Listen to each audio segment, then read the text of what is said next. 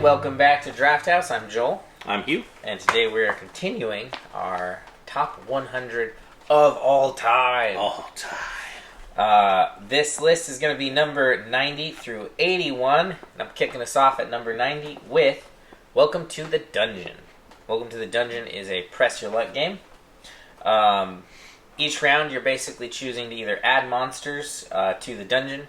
You're deciding to remove an item from your kit that's available to help you fight those monsters, or you're saying, I can't make it through, it's too much, I'm out. I don't know what else to say about it other than that. I mean, it's a pretty basic in concept. Well, it's a little tiny small box. Yeah, it's again a small box game. It's like a $10 game. Yellow. Yellow, so of course it's going to be very bright, colorful, very nice artwork on it. Now there's two versions. This is the first version? Yeah, they're kind of the same. The other thing. one is back. Yeah, welcome back to the dungeon. Just uses different monsters, different character archetypes to start it off. They're very intermingle, mix and match. It's fine. Right. I just happen to have this one. I actually own this version. Right. So yeah, my number 90. Welcome to the dungeon. Okay. Let's see here. So I'm doing two. Okay, so number 90 on my list is a game that came out in 2019. Made by Ravensburger and whatever that Target exclusive company is. Horrified. For me, Horrified is... I'd say it's the Pandemic killer, but I don't like Pandemic. So yeah, I have the very same feelings on these. Yeah. I do not like Pandemic. Yeah. But I was a big fan of Horrified. Love Horrified. It's universal monsters. You work together to fight the monsters. You can make the game really hard by fighting all the monsters, or you can make it. You can basically choose your difficulty level. Right. Yeah. So if you play one or two monsters, you're probably going to win. And then 3, 4, starts to get dicey. Right. Each person has their own powers. Same as Pandemic. Right. You're going from area to area, collecting items, or helping random town folk get through the town without encountering monsters, without dying. Right. Because if a town folk encounters a monster, they die. Yeah. And then you're basically the threat level. I don't remember what it's called in Horrified, but it moves forward. And when it gets to the end, and if it gets to the top, you lose. Right. But, yeah, so for me, probably one of the better co-op games. Also, it looks great on the table. Yeah, aesthetics of this game, it's mostly black and white. Yeah, it looks great. You pop open the box, and there's just a sort of like the introduction to a silent film. Yeah. Talking about the game that you're about to encounter, and very presentation wise, it's awesome. And then we'll do 89 for me is River Dragons, which you had earlier. River Dragons is a Robo Rally-esque programming game where you're dropping stones and wood planks trying to get your guy, almost like was that a Chinese checkers? Or whatever, where you're trying to get across the other side. So, but you do this with a programming function where everybody flips over at the same time, and that could mess up your next 3 or 4 steps. But it's just a really solid game. It's fun.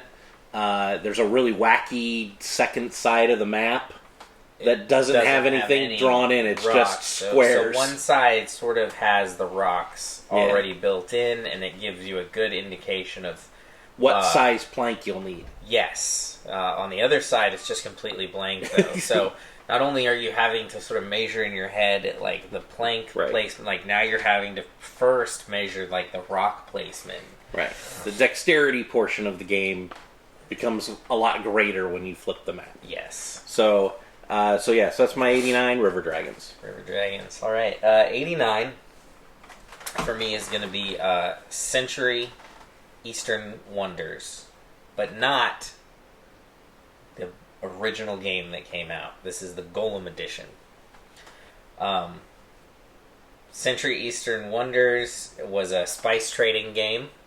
Golem Editions was like a very colorful version where I can't remember if they even put a story into it really, but I think you were building the golems. Yeah.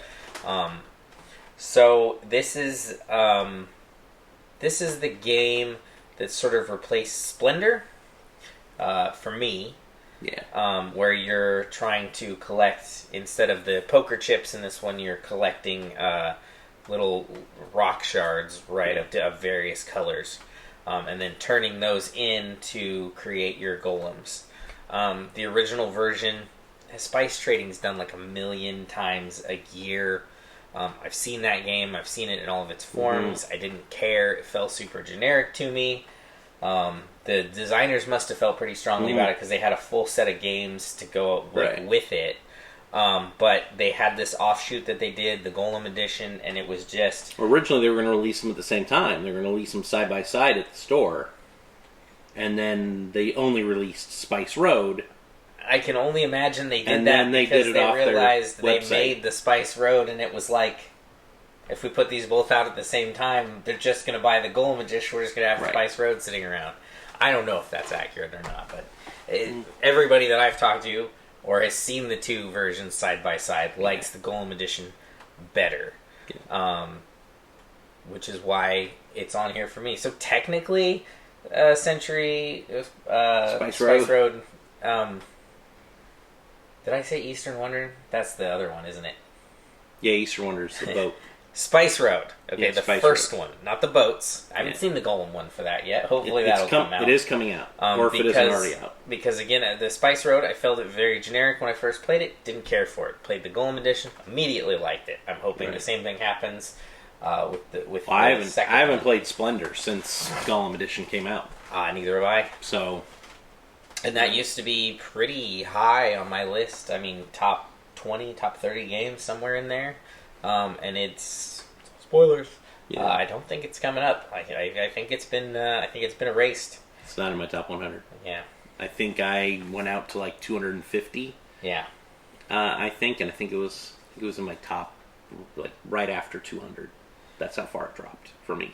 I don't have the exact numbers. I stopped numbering them after 100, but I think it's somewhere around 150. Yeah. It's just if you like Splendor, this is the game probably to replace it with. So that's 89. 88 is going to be Automobiles. Automobiles is a racing game done through a deck builder with some push your luck elements in basically burning rubber to it's good for maneuvering. So you're going around the track. You're using your deck to propel yourself forward. And then also purchasing cards to like better enhance your deck as you're continuing your laps. Can you explain the cube mechanic? Well, the cube mechanic is you're drawing them out of the bag, and you want to whatever you draw out of the bag at the beginning of your hand is what you can use. So the more rubber in your game it's the garbage, it's the fluff, the stuff you want to get rid of. The more rubber in your bag, which are black cubes, you pull out, those don't go anywhere. You can't use them. So whatever colored cubes you have is what you can play on your board to buy stuff, to move, and stuff like that. But you tend to end up with rubber because you've used strong, but cards that they have to have some sort of drawback. Otherwise, all you would do is stack them into your deck. Right. So you're doing a balance between what's in the bag and what's available to you. I love bag builders. Yeah. So... any builder, basically. My list is probably half some sort of deck building, bag building, dice building. I don't know if I have a lot of deck builders, but I do have a lot of. I do have a lot. If you put stuff in a bag that I have to blindly draw out of to play the game, it's a good chance you made my list. All right, so that's my number 88, Automobiles. Okay, so my 88 was, again, because I did it through Pub Meeple. Some of these were surprises for me that I liked them this high. So my 88 is Shot and Totten, which is battle lines Yes, an extremely small, 20 card game? Yes, you have numbers on the board, and you play. It's a 2-player game, and you're placing guys from your hand, basically like war almost, on one side, and the other guy gets to decide where he's placing a guy, and you're trying to win 4 of the 7. Yeah, so you'll have 7 spaces where you can put cards down, and you want the whenever best you hand. Place them in a spot, that becomes part of the hand, and so you're trying to build the best hand in each one. If you ever played Chinese poker, this has the same element, except you're just doing it directly across from you. Made famous originally, I think it's Knizia game. I think it was Battle Lines first, where it was just Roman soldiers fighting each other. Right. And then different people have come up with different versions over there. There's probably like 5 or 6 versions. I love Schottentotten is the little tiny yellow version of the game. Yeah, I love poker just in general.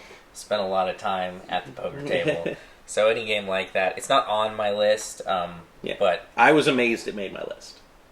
Yeah, I don't even think I put it into the. I don't even think I put it into the pub people to face it against people. So I don't know. It might have made it. I had Battle Lines in mine too, and when I was doing the pub people, I just X'd out of Battle Lines because I was like, same game. Right. This could literally be Schottentotten / Battle Lines. Yeah, I did that with a bunch of things as well, where it's like, these are either exactly the same or so similar that I can't justify putting them like side by side. So my 87 has already been set. Sushi Go Party. Okay. Sushi Go Party is was one of the very first, drafting mechanic games. Yeah, it was a card drafting. Yeah. Especially for like that size. Yeah. It was such a small, like compact version. And it's super easy. The cards score a certain way, and you're drafting cards, and you can see what everybody else has in front of them. So you can hate draft if you want. At our table, there's a lot of hate drafting. We do.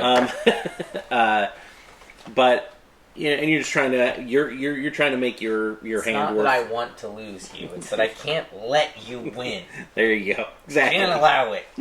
So you're just trying to have the better set of cards at the end of the turn, of the end of the round.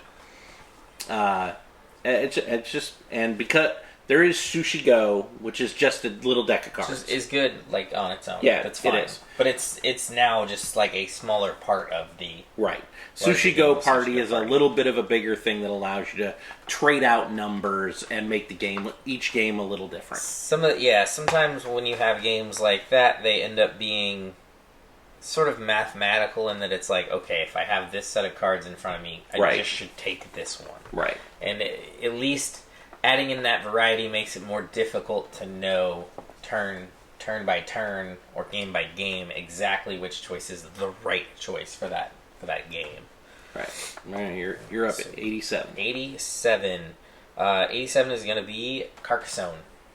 Wow.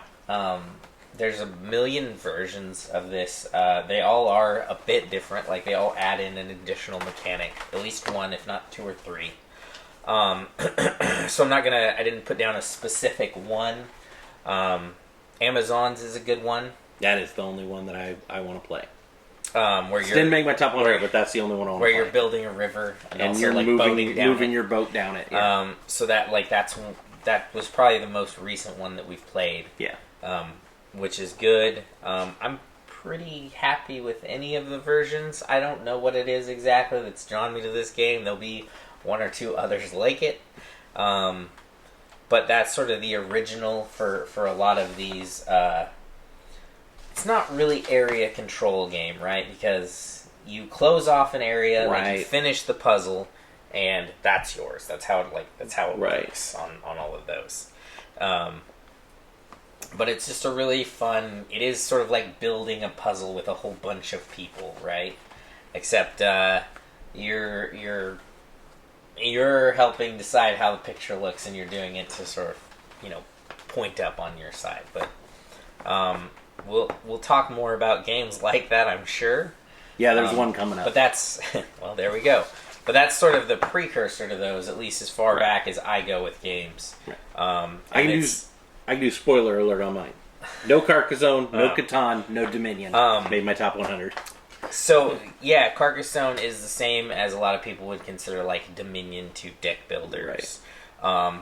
But whereas with Dominion, I think it's evolved so far that, like, I don't care about Dominion at this point. I don't think the Carcassonne games have a lot of people jumped up. A lot of people view Carcassonne, though, as the entry-level tile placement game. Sure, right. Yeah. And but then same thing with, like, Dominion. Like, that's kind of where you start. You've got that very basic, like, outline. Whew. The thing is, I don't think anybody's created such a higher, like, altered state of Carcassonne that it doesn't still deserve its place. When that's the day to teach people how to do deck building, I don't want to be there.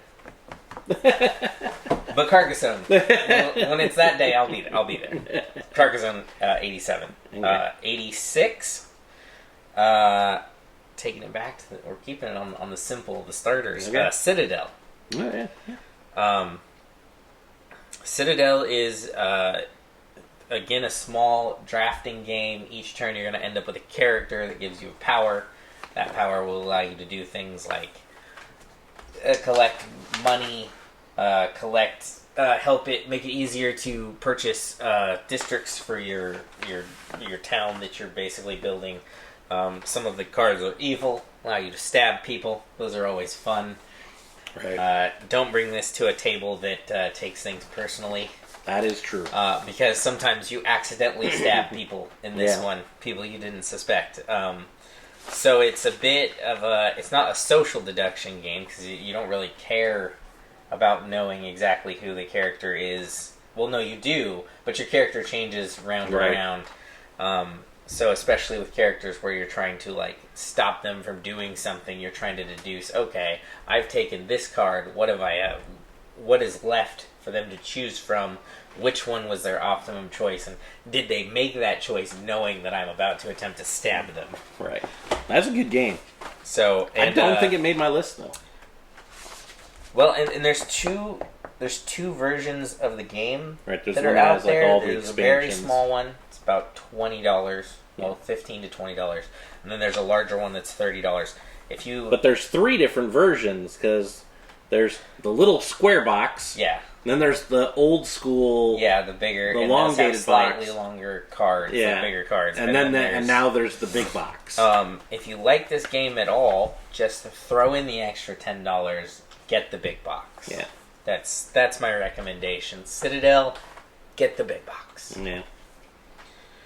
Right, that was your 86? That was number 86. All right. So my 86 plummeted. My 86, the last time I did this list was, I believe, in my top 10. Wow. So my 86 is Arkham Horror, the card game. So you finally understand, I see. No, I still love the game. It's just another game has taken the place of that game that I will, hit at some point during my list. And so I have not played it in a long time. And again, it was the top 100 now. Right. So I always look at it like these 100 games are on the shelf, and we sit down. It's like, hey, what do you want to play? Yes. Now this one comes. I would still play it any day if somebody wanted to play, but it's fallen down the list. But a year ago, he would not stop talking about this game. It was super good. I like it. Would you like to tell him about my experience with this game? Joel does not like Arkham Horror, the card game. He died in the first 5-10 minutes of playing.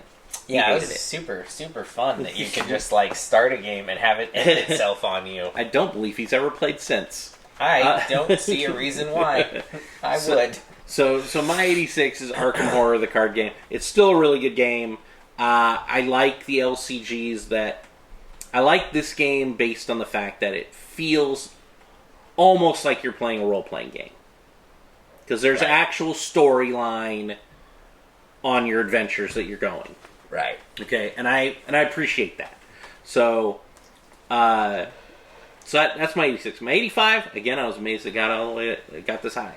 85, Wingspan. It was the hot game last year. Couldn't get it. We got our copy early on. and I played it a lot for like 3 or 4 weeks. You're surprised it got this high, as in this far down the list, or no? I didn't expect it to make my list. Wow.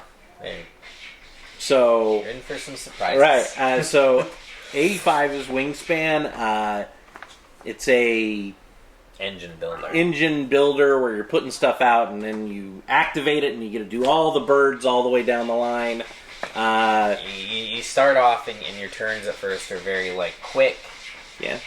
You don't have a lot going on. You got 1 or 2 cards down. They do fairly simple things, but as the game progresses, you end up with more stuff down on the table, which means you have a lot more things to do, and those cards will begin to interact with each other a lot more. So you start with this super 1-2 move thing, and then by the end you've got 20 cards sitting in front of you, and you just have this. Your turn starts and it's just whoosh. Here's all the things. Do everything. Like I said, I've seen people playing the game where they've house ruled stuff where, okay, you're going to only be able to use birds that are under a foot in height. Right. And you can't take that bird, he's bigger than a foot tall. So normally games that have this much theme on them also have a story going on. And so this one, in theory, you're bird watching, I believe it says in there. Yeah. But really the thing is just how much they manage to actually involve the bird information without it really right. It's making a storyline in the game. You're just... It's almost like you're playing with, if you were taking a class on birds, these are the flashcards. Yeah. To learn about birds. Each one is an actual bird, and there's information about the bird that has nothing to do with the game necessarily, although it can become part of it. Yeah, it's hard to explain past that. Just the amount of description put into this game that has no actual story running through it. Right. Again, it looks great. The components are really great because it's Stonemaier. So of course it looks great. And Elizabeth Hargrove, who came up with it. I'm interested in her next game. I think her next game's Butterflies or something. Sure. That AEG's putting out. I'm going to play it just because I didn't think I would really like this. Yep. Hey, it's a game about birds. Okay, cool. And it's a really good game. So that's my 85 Wingspan. Yeah, it might show up again at some point. I don't know. We'll see. 85? 85. Love Letter. Oh, that's old school. Yeah, this is sort of my list of the old progenitor games, I guess. Yes, the all the things that led me into playing all the big crazy games. Love Letter is another social deduction game minus the deduction. I don't know why I keep saying social. It's just deduction game, right? Yeah. Every turn. On your turn, you have 1 card in your hand. You're going to draw 1 card from the deck. You're going to choose one to keep as your hidden card, and you're going to put the other one down and activate whatever power comes along with that card. Right. The objective is basically to have the highest numbered card at the end once the deck is gone, or to have eliminated all of the other players by whatever means through cards that you've had. Now, I've played that game probably 100 times. Yeah. I'm going to say 80% of the time it's by elimination. Yeah, a lot of times it does not end with what number do you got. Well, if you're playing well, yes, and it's a very small deck. Yeah. Right. So there's you learn all of the characters and all of the numbers and how many of each one there is very quickly. Yeah. There is always a wild card where you've thrown 1 card away, but in a deck of about 20 cards, that's actually a big difference each game to what's missing. This is the other one where I'm going to recommend that there's 2 versions. There's a 4-player. There's an up to 8-player. Right. Get the 8-player one. Not necessarily to play it at 8 players. That can be fun, although I've played it way less at 8 players, or even more than 4 than I have at 4 players. But just... It gives you all of the expanded stuff in that one. It allows you to change out numbers for different powers. Change out to some slightly different powers. stuff that's come out in other versions of Love Letter that are out there. There's so many. There is so many. And also, it's just got the bigger, nicer cards. Yeah. And it's not a huge step up in price. So, Love Letter, the small, tiny asterisk, not the same as Citadel's. I'm saying Citadel's definitely go with the big one. I'm saying if you're leaning, I would lean to the bigger one. Love Letter is probably top 5 games that have been reskinned. Yeah, so many. But yeah, I mean, you could just, again, because you can pick them up a lot of the times now for like $5 if you find them at the right place. Like, and if you don't I like 4 or 5 versions of it. And if you don't like the theme of Love Letter, you can always pick up Batman or Game Archer, of Thrones, I think, has one. Archer, yeah, everybody's got them. Probably Rick and Morty, I bet. Even Love Letter itself, there's like the ones that look like the classical Renaissance one, and then there's like the Japanese version, and yeah. So what number was that? 85 was Love Letter. Okay. Does that leave me with 84? Yep. I don't remember. 84. Still holding on strong. This is a game that I was surprised, like I figured I would get rid of it. It's Quantum. Oh, rid of the 80s, man. You got a while. You calm down. No, 84 is Quirkle. Yeah, Quirkle. Love Quirkle is Scrabble. Except instead of letters, you're playing with shapes and colors. Yeah. In one line, you're either trying to get the same shape of all the different colors going. Which is a Quirkle. Which getting the full thing is a Quirkle. Or you're trying to get a line of one color with all the different shapes in it. Every time you put pieces down, you're going to add up from the line that you just started, and if it's affecting 2 or more lines, then you get those points from all of them. And of course, if you finished out, can't remember, I believe it's 6, right? Or is it 7 colors and shapes? 6? So if you finished out all 6 of one line of shapes or line of colors, you get the bonus, which is Quirkle. It's the bonus Quirkle points. You can be real douche about it and yell the word Quirkle when you do it. Quirkle! Well, yeah, of course. Like, if I've just established dominance, a Quirkle. I want to make sure everybody knows.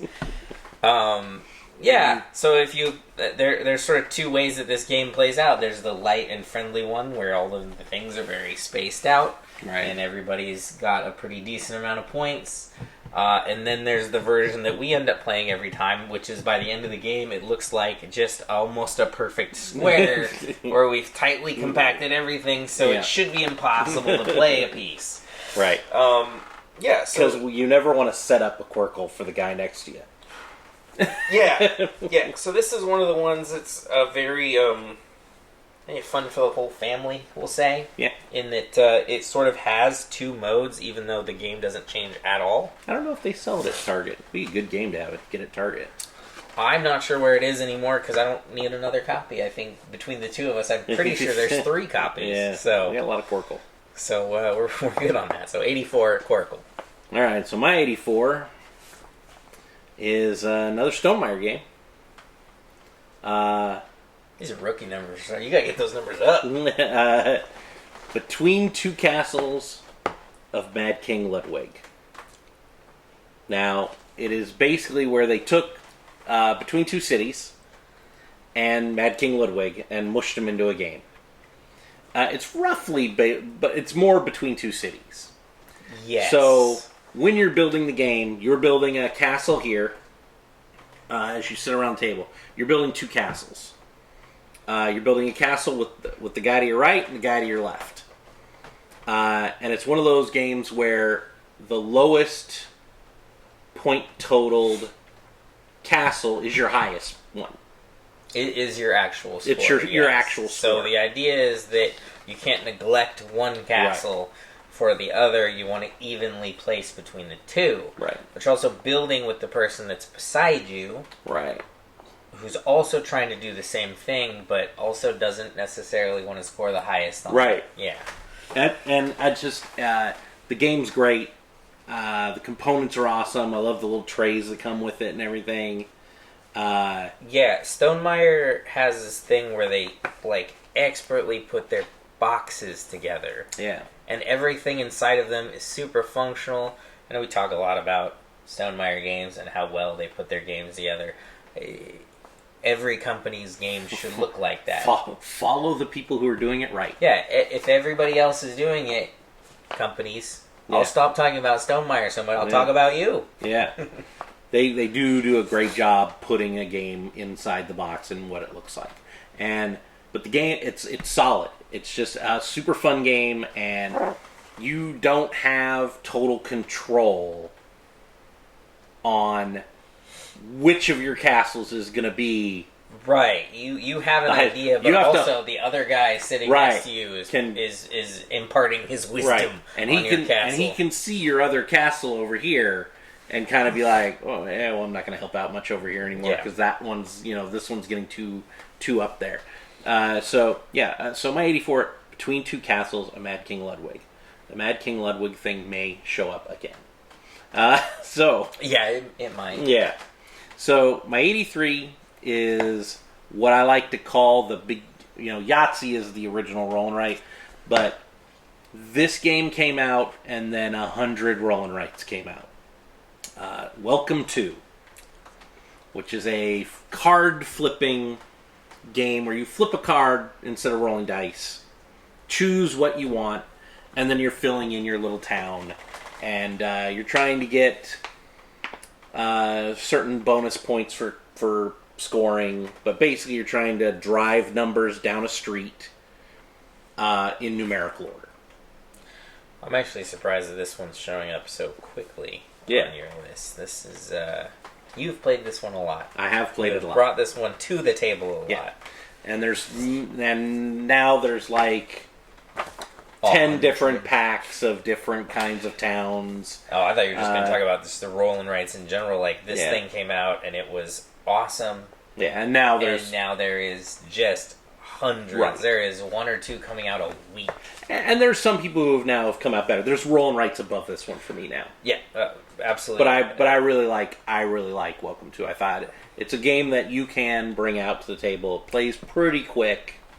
And I think they have a new game coming out called Welcome to Las Vegas, where it's gonna have gambling and stuff in it. It looks kind of cool. Dope. Yeah. So my 83, Welcome to. I'll have that one on next year's. 83. 83 is where I sort of break the rule, just a little bit here. In that I was saying before that I choose a version of a game, and that's the one I put on there. Right. I just talked about this not that long ago. Love letter. Very much not that long ago. Put another love letter on there? That's weird. Love letter again. Batman love letter. No, this one, because I didn't choose a specific one, because I think so far all of them I've played are very good, but they're also only one-time plays. So that is Exit, the Exit series. Oh yeah, I didn't put any of those on my list.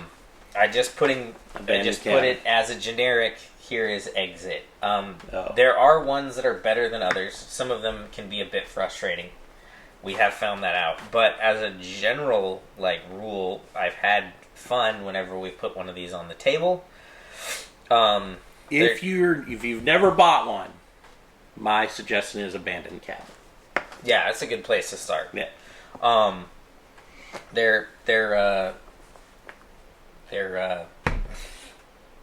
I'm losing my ability to speak. They are escape rooms in a box. They're pretty. They're small. They're like $10-15. So you can pick up. You don't need to, but you can pick up one. Right. You got a decent play there. You pick up 4. That's about the same as one of these larger games. Yeah. And that's going to be 4 to 8 hours of gameplay. Which, with how many games we have. You don't tend to get to play a game much more than 4 to 8 hours at the top. The game has to be in our top 30 to have actually spent more time on the table than that. As I always look at it with those exit games is, it costs $15. You get to play it one time, maybe it takes you an hour or two. That's what it costs you to go to a movie. Yeah. So instead of watching a screen, you're playing with your friends at a table. You're getting the same dollar value, I think. Right, and of entertainment. I think you're doing roughly the same out of one of these boxes, unless again, unless you find a game that you like that much that you're playing it regularly. Right. And it's a bigger game too, because little game, that's a lot of replays. So Exit as just like a whole, I'm putting on there 83, 82. That is going to be Ethnos. Good game. Ethnos by Simon. Don't let the board fool you in its genericness. It looks sort of awful. It does. Looks so bad. But the actual gameplay is pretty good. Again, this is a colors and shapes kind of thing here. So you're trying to collect up groups of either the same race. This one uses race, so like gnolls, centaurs, elves, stuff like that. Or you're trying to pick up color, right? So, green, but you can have a green elf, a green centaur, green whatever. And then you're playing those down to score points and also to collect discs. And you use these discs to put down into areas on the map. And at the end of rounds, whoever controls those areas gets a certain amount of bonus points on top of what they've got for their collections. But you didn't say the best mechanic yet. Of Ethnos. My favorite mechanic of the Ethnos is after you've played your hand of stuff, no matter what you have in your hand, all goes to the line pile.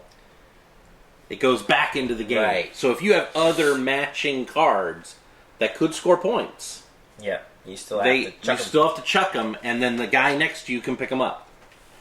And it makes the game. That's one of those games where you have to focus, because by the time this guy's gone and you've looked to see what he's done, it's your turn. Yeah, you can't hoard in this game. So the pace is very.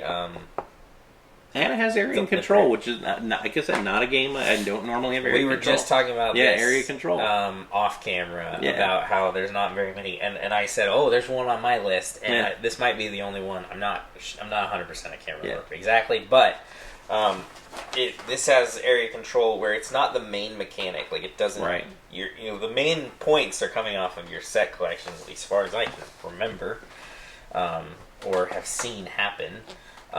But those points can also make or break if you've placed your discs properly. Right. Because your pile here might be worth roughly the same, because you're taking about the same amount of turns, getting the same amount of cards. If you guys are playing equally well on the points here, then it's how well you divvied up. I don't think I've ever won. I think I've played that game 20 times. I don't think I've ever won. I think I lose that game a lot, but I still love it. Have you thought about getting good? You can get better. We'll get you a how-to. I heard that'll help. I should buy a how-to book. How-to Ethnos. So that 82, Ethnos. All right, so my 82 is a game where there's a new version out that I haven't played it yet, but everybody loves it, so it might replace this at some point. Just point at it. It's behind the... Then it's not the one I thought it was. There's a lot of new versions of old games 82 for me is Imperial Settlers. Okay. And now there's Empires of the North, which I haven't played yet, but we have it. We just haven't gotten to the table. Imperial Settlers has a lot of mechanics that I just really like. You're building. You have like a cardboard thing with your points, and you build permanent stuff over here, and then there's stuff built over here that people can damage. People can get rid of it. But when it's over here, it's safe. And then there's a bunch of different factions. And each faction does something different. And for me, that's probably my favorite weight of game. It's a little bit more than medium weight. Right. And it hits in that hour to 90 minutes. Right. Big chunky is super good, but you're sort of committed to it for like the day. Right. It was higher than middleweight, since those are like 45-minute games, right? But still, like, you invested in it. You feel pretty good about winning or kind of bad about losing. Right, yeah. Because of the amount of time that you took to play it, but you haven't also, like, your afternoon's not gone. Yeah. I really love Imperial Settlers. I know there's the other game, 51st State. 51st State. Yeah. And I've not played that version. I've just played Imperial Settlers. Not yet. It may or may not be in the mail. Okay. Excellent. And then I go to 81. So my last one for this 10 is I'm going to assume it's going to be way higher on Joel's list. You don't know me. It's Divonair. You might know me. So Divonair, do you want to explain Divonair? Divonair is a bluffing game.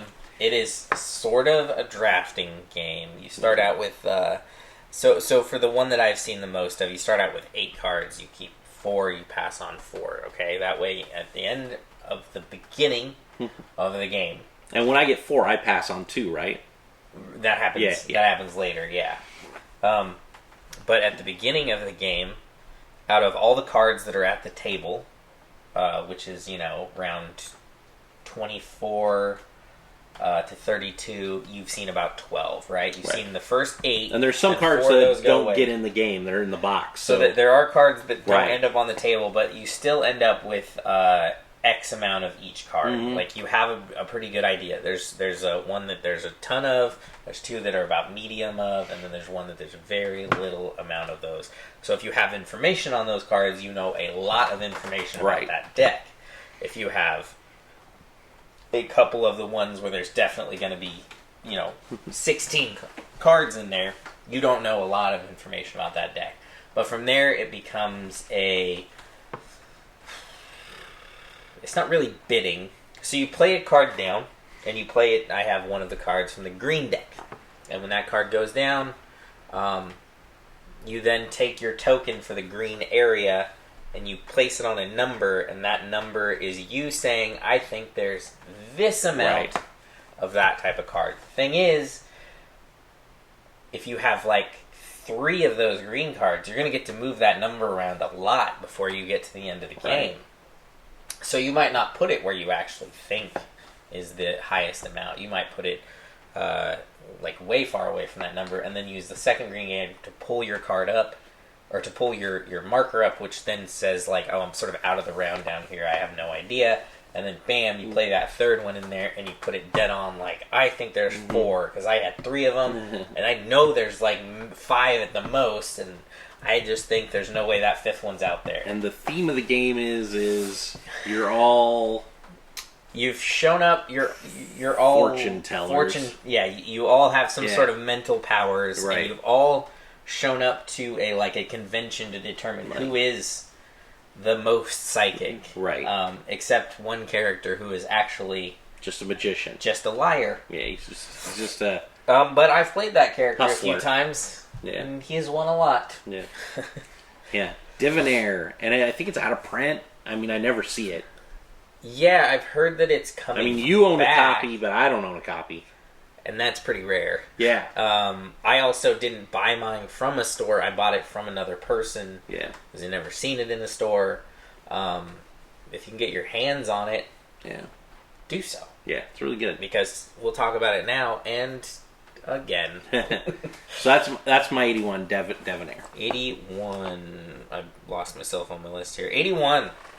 Let's go with some more sneaking. Let's go with some more mind tricks. Mysterium.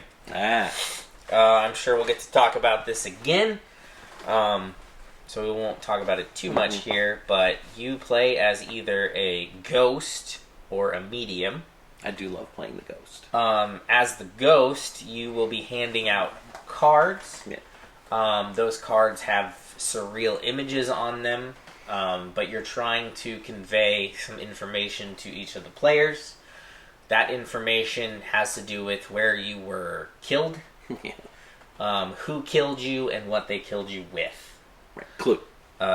Yeah. Except not anything like Clue. Right. Other than in... those are the solutions. Attempting, yeah. Yeah. So you have, 7 cards as the ghost, right? You pick out of those cards and hand to the player 1. You get to then refill your hand. A lot of the time you'll be doing that to try to find the right cards to then pass off to the next person, because it's very difficult. And then anything on the card could be important to that person. It could be an object in the card. It could be the background, like the landscape of it. It could be the colors of the cards. That's why you try to hand. And the ghost is not allowed to talk or gesture or anything. And you want to... So if you can hand more cards over, right, that all have some sort of commonality, some sort of theme to help nudge them in the right direction, that's great. But then it's still up to that person to figure out what that information was you were trying to convey and how that applies to the people, the locations, the murder weapons that were available. You have a certain amount of rounds to do it in. You either get it done in that time, or you lose. And then if everybody gets to the clock... If everybody makes it through to the end, there is another round where everybody decides how actually the ghost died.